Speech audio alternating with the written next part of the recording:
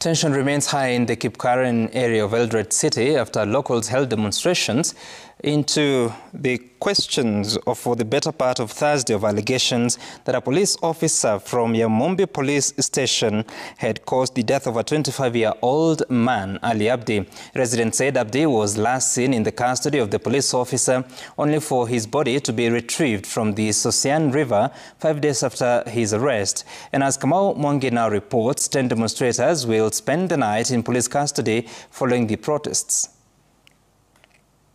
Kipkaren, Eldoret City, Thursday. It was cat-and-mouse games between the police and agitated locals who demonstrated because of the death of 25-year-old Ali Abdi, allegedly at the hands of a police officer from the Yamumbi police station, in whose custody the deceased was last seen.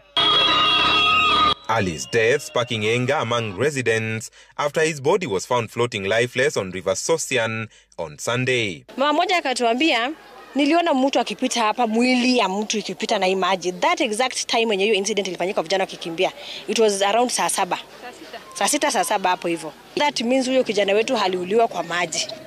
Na kitu tunaomba serikali ni mbona askari akimbize kijana to a point of his death. While recounting how the news of the demise of her son got to her, Fatuma Abdullahi, Ali's mother, demanded action against the state officer for what her family sees as the unnecessary use of excessive force. Alihakikisha akamkimbisha vile amefika vile amefika kwa maji, akainua mkono juu hivi, ndio sasa kuliko hata watu wengi waliona sasa kuliko aweke bingo, ndio akaamua kutupa ndani. Mbona simshike ampeleke sela, ampeleke jela, kwa sababu jela ni ya wanaume na watu wanafanya makosa. Mtu kama ni mtu afanya makosa aende aserve time yake atoke nje. Mbona askari anafika to a point of committing murder? Hivi hata hiyo ni extreme.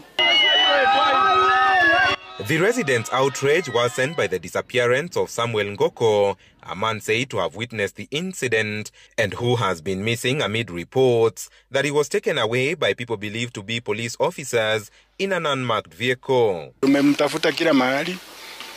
Tumeenda kwa police station hii ya town main office, tumeenda Pioneer, tumeenda Rangas, tumeenda kwa kila mocheri kumtafuta kama kuna mtu.